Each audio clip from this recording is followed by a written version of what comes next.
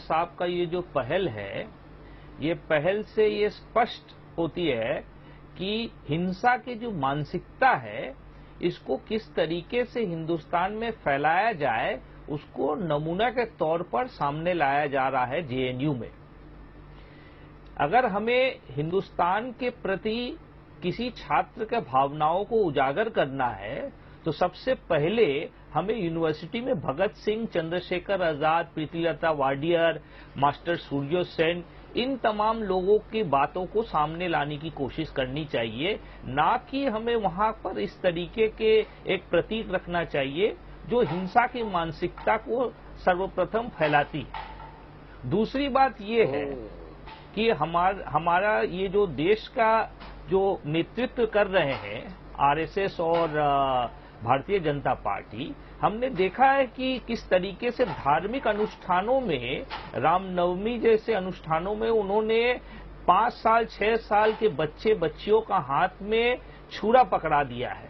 Sir रोकना तो चाहेंगे हलीम साहब, आप रूप से एक धारावाहिक हलीम साहब आप बहस को किसी दूसरी दिशा में ले जा रहे हैं। जो मानसिकता हलीम साहब एक सेकंड, उसका यहाँ जेएनयू की बात हो रही थी, यहाँ देशभक्ति की बात हो रही थी। डॉक्टर संबित पात्रा जी, आपको लगता है कि कमी आई है? आपको लगता है कि हाँ जरूरत है अब जेएनयू में भी देशभक्त बनाने की, देशभक्ति का पाठ पढ़ाने की?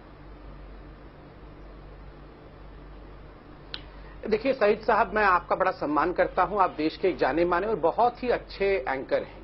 आपने अभी अपने शब्दों में एक विषय प्रयोग किया और कहा कि क्या अतिरिक्त देशभक्ति की आवश्यकता है। सईद भाई, मैं आदरपूर्वक कहना चाहूंगा, देशभक्ति देशभक्ति होती है, जितनी देशभक्ति हो उतना कम है। अतिरिक्त देशभक्ति नामक कोई शब्द नहीं होता। बिल्कुल ठीक कह रहे हैं। अगर स्कूल में हमें देशभक्ति पढ़ाया गया, अगर 15 अगस्त और 26 अगस्त मनाया जाता है, अच्छी बात है, तो इसका अर्थ ये तो नहीं है कि जो हमें स्कूल में एक बार मना लिया तो आवश्यकता ही नहीं है कि हर साल हम 15 अगस्त क्यों मनाएं, हर साल हम 26 जनवरी क्यों मनाएं, हर साल हम ये क्यों याद दिलाते हैं अपने आप को कि अरे हम कभी स्वतंत्र भी हुए थे, एक बार स्वतंत्र हो गए थे सो हो गए थे। हर साल याद दिलाने की आवश्यकता नहीं है। देखिए, करत करत अभ्यास से हर बार हम इसलिए याद दिलाते हैं क्योंकि हम मनुष्य हैं, फिसलने का डर होता है, और बार बार याद दिलाने से कि ये हमारी आर्मी है जो सरहदों पर खड़े होकर हमारी रक्षा करती है। जब कारगिल का युद्ध हुआ था, जेएनयू में कारगिल दिवस पहली बार मनाया जा रहा था। सईद भाई, आपको जान के आश्चर्य होगा, इतने वर्षों तक 99 से आज तक जेएनयू में कारगिल दिवस ही नहीं मनाया गया।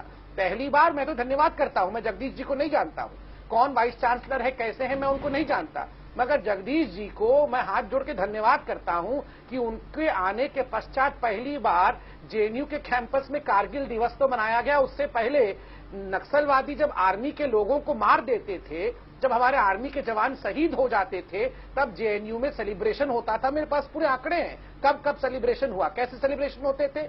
2010 में दंतेवाड़ा में जब 76 लोग मारे गए, तो उस समय JNU forum against war on people, उन्होंने इंडिया मुर्दाबाद, माओवाद जिंदाबाद के नाम से सेलिब्रेशन किया।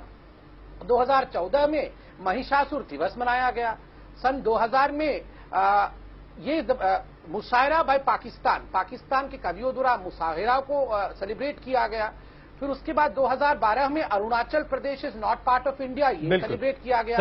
मैं सईद साहब ये पूछना चाहता हूं, अगर एक वाइस चांसलर कहता है कि एक टैंक रख के हम अपने देश के जवान को सल्यूट करें, यहाँ एनडीए के जवान पास आउट होते हैं, तो हम लोग ऐसे डिबेट कर रहे हैं और ये फुआद हलीम साहब ऐसे बोल रहे हैं, बिल्कुल ठीक, पता नहीं कौन सा पाप हो गया। नहीं संबित जी, जो उदाहरण आपने दिए, लेकिन एक काम तो संबित जी करना चाहिए कि जो पाकिस्तानी शायरों को बुलाकर मुशायरे होते हैं, इस पे तो तुरंत पाबंदी लगा देनी चाहिए। जनरल बख्शी सर, आप भी उस प्रोग्राम में मौजूद थे, और अब ये जो बहस शुरू हुई है टैंक से देशभक्ति, आपके क्या विचार है इस पर?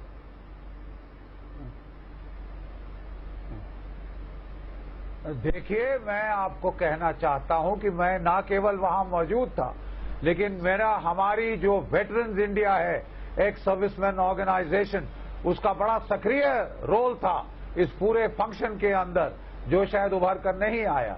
मैं आपको एक चीज बताना चाहता हूं कि जो जवाहरलाल नेहरू यूनिवर्सिटी है, उसका एक बहुत स्पेशल कैरेक्टर है।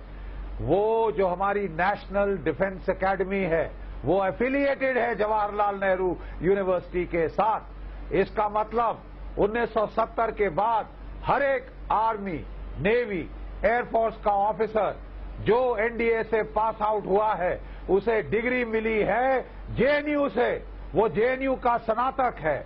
वहां पे मुझे जेएनयू के आलमनाई यूनियन के बच्चे मिले। उन्होंने कहा कि हमारे कितने तो हजारों एनडीए के हमारे आलमनाई हैं जेएनयू के। क्या आपने कभी उनको याद किया? उनमें से 5000 शहीद हो चुके हैं अभी तक 1970 से लेके।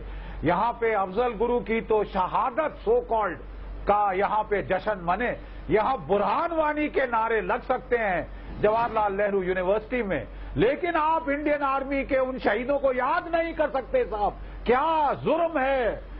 आप राष्ट्रीय ध्वज नहीं ले आ सकते साहब, क्या जुर्म है?